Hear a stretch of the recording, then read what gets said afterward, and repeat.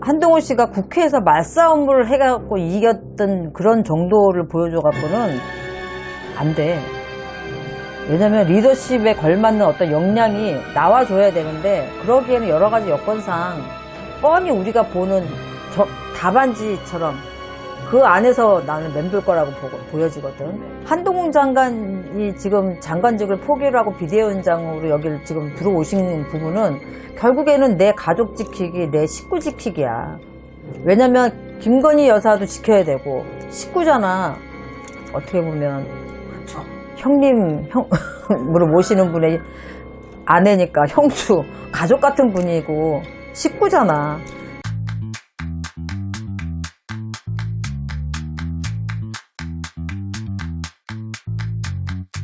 선생님. 네, 안녕하세요. 안녕하세요.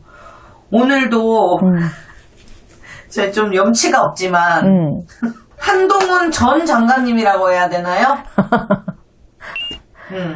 정치 행보를 좀 예언해 달라고 부탁드리려고 하는데요. 어쨌든 비대위가 되셨지만 총선은 안 나가겠다 이렇게 말씀하셨거든요. 근데 여기까지는 선생님이 예전에 예언해 주신 대로 가고 있어요. 근데 이제 이분이 앞으로 어떻게 되실지, 그리고 뭐 이준석 씨와의 관계라든지 김건희 영부인의 특검법 이런 것들. 난 솔직히 이런 거 보기 싫어. 이런 거 보기 싫어. 아주 요즘 같으면 관심도 없고 보기도 싫은데, 뭐 한동훈 비대위원장이 이제 여당의 위원장으로 이제 발탁이 됐으니까 여당에서 느껴지는 현실적인 부분들이 있잖아요. 해결해야 될 과제들. 네네. 이런 걸 보면 사실상 지금 암울하지 참담하고, 그러니까 비장의 카드로 지금 한동훈 비대위원장을 그 자리에다 앉힌 건데, 뭐 하다못해 신선함이라든가 국민들에게 뭔가 다름을 보여줘야 되는 과제가 있단 말이야, 이분한테는. 그러면 성공하는 거고 그렇지 않으면 실패하는 거지. 근데 내가 볼 때 실패할 확률이 더 많아. 그래요? 왜냐면 이분 같은 경우에는 대통령하고도 좀 다름을 보여야 돼. 왜냐면 원래 부하 직원이었고 오른팔 같은 존재였잖아. 그렇기 때문에 그런 부분들이 어떤 정화가 좀 돼야 되거든. 근데 그게 정화가 되겠냐는 거지. 뭐 한동훈 씨가 국회에서 말싸움을 해갖고 이겼던 그런 정도를 보여줘갖고는 안 돼. 왜냐면 리더십에 걸맞는 어떤 역량이 나와줘야 되는데, 그러기에는 여러 가지 여건상 뻔히 우리가 보는 답안지처럼 그 안에서 나는 맴돌 거라고 보여지거든. 네. 근데 이분의 운기상이요, 선생님. 자리를 이동한다고 하죠, 이동수. 그게 있기 때문에 이렇게 가신 건가요? 먼저 한동훈 씨가 볼 때도 네. 자리 변동이 있다고는 했어, 내가. 그리고 그때 이제 그런 것들을 정치 쪽으로는 안 나올 거다. 맞아요. 그랬는데 이제 뭐 어차피 비대위원장 되면 비례대표로 나갈 수 있거든, 이거는. 네. 그런데 본인이 그걸 포기했잖아. 네. 내가 볼 땐 나가셔도 안 돼. 나가도 선거에 이기지 못하셔. 본인이 당선이 안 되셔. 그러니까 포기한 것도 있지만, 어떻게 보면 이 포기한 것도 나는 좀 약간 생뚱맞다? 이렇게 좀 느껴지기도 하고. 어차피 이준석 대표를 포용하고 가냐? 이거는 어차피 대립관계라서 포용은 못해. 할 수가 없어. 그리고 포용을 막 끌어안고 간다 그러면 거기에 걸맞는 어떤 굵직한 조건이 들어가야지. 그만한 권한이 있는 자리라든가 공천권을 가지고 어떻게 할 수 있는 그런 힘을 있는 자리에 앉힌다든가 뭐 어떤 그런 게 있어야 되는데, 지금으로서는 그렇게 할 수가 없는 부분이고, 이준석 씨 같은 경우에는 신당 창당 계획을 했잖아. 그리고 탈당도 어제였는데 네. 탈당하셨나? 아직 정확히. 어저께 날짜로 탈당하신다고 했는데 그 약속을 안 지키지는 않을 거야. 탈당하셨을 거야. 내가 보질 못했는데 어제 너무 바빠가지고 탈당을 아마 하셨을 거야. 어제 날짜로 하신다 그랬거든. 탈당하고 창당을 선언했습니다. 그치? 이분은 왜냐면 이제 돌아갈 수 있는 입장이 못 돼. 그래서 탈당을 하고 창당을 하겠지만, 지금으로서는 처음에 시작했던 것처럼 그렇게 여러 사람이 이 사람을 따라가서 뭔가를 이룬다든가 그러질 못한단 말이야. 지금은 사실상 조금 이준석 씨 같은 경우에 주춤한 운기야. 지금은. 그런데 이제 조금만 더 기다리면 돼. 왜냐면 지금은 어차피 불투명해. 그리고 내가 27일 날 결정을 하겠다, 탈당을 하겠다라고 날짜를 못 박았잖아. 그래서 이분은 다시 돌아갈 수가 없어, 사실은.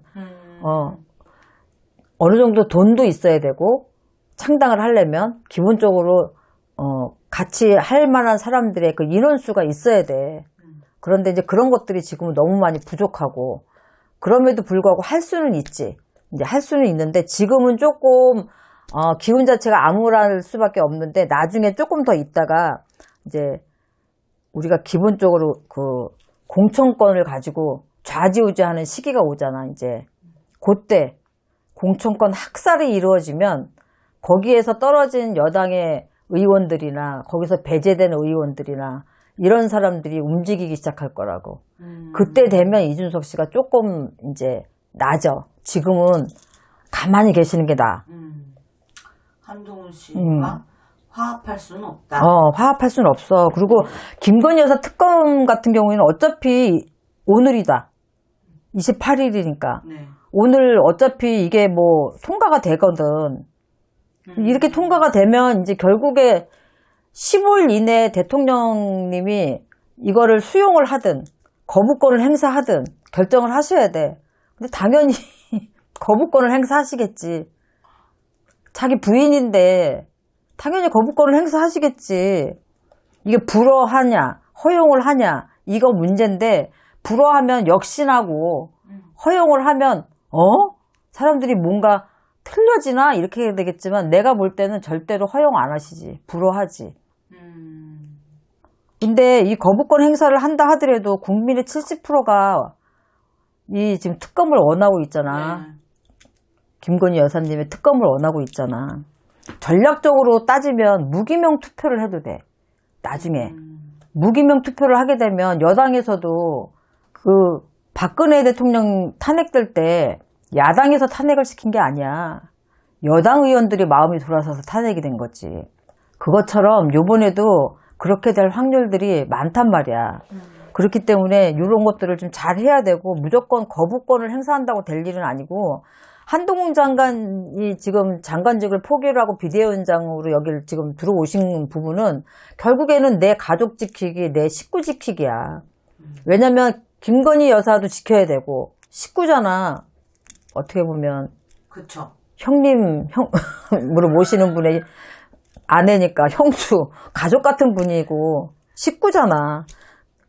그러니까 또 자기 식구들은 50억 클럽 부분에 있어서 특검이 같이 쌍특검이 돼버리면 거기에서도 그 뭐 고검장이라든가 많이 있잖아. 돈 받으신 분들. 그런 분들이 좀 문제화가 되고 이 50억 클럽을 파고 들어가다 보면 부산저축은행 건 예전에 그 윤석열 대통령님 되시기 전에 거기 가 있을 때 그거 대출권 허락하고 이렇게 문제했던 부분들이 불거질 수밖에 없어. 파고 들어가면.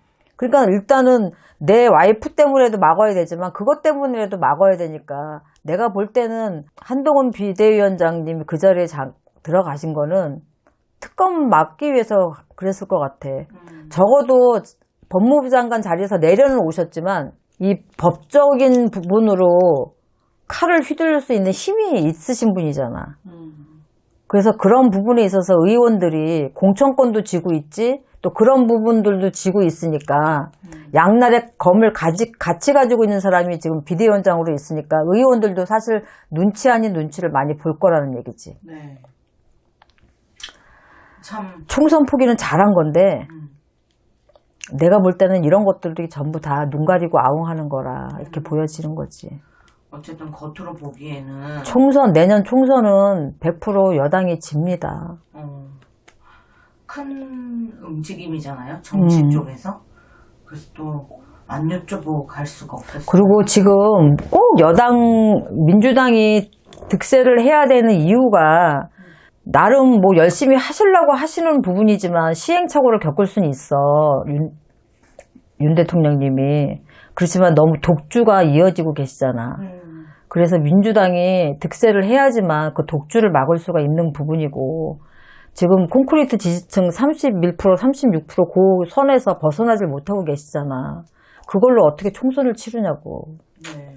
지금 김건희 여사 뭐 샤넬백 뭐 이런 부분들도 지금 계속 터져 나오고. 내가 그 전에 윤 대통령님 거 작년에 봤냐 언제 봤을 때 내가 그랬거든. 부인이 됐든 자기 옆에 있는 아랫사람이 됐든 좀 어떻게 해보려고 해도 발목 잡을 일들이 계속 생겨서 힘들어질 거라고 그랬잖아. 그 정치적인 행보를 한동훈 전 장관을 보면 너무 큰 짐을 지고 가는 거야. 그런데 본인이 어느 정도 책임의 피해가 필요하기 때문에 자기는 뭐 아무 꺼리낄 게 없으니까 국회의원이 돼가지고 불체포 특권에 이런 방패막이 뒤에 안 숨는다 그거야. 근데 사실상 까서 뭐가 안 나올 사람이 누가 있어, 정치인들 치고. 그렇잖아. 그런데 안 나가긴 잘한 거야, 사실은. 근데 요걸로 끝내고 나서는 어떻게 하시려는지 모르겠는데 지금으로 봐서는 지금 난 그렇게 봐. 네. 알겠습니다. 선생님 오늘도 감사합니다. 네, 수고하셨습니다.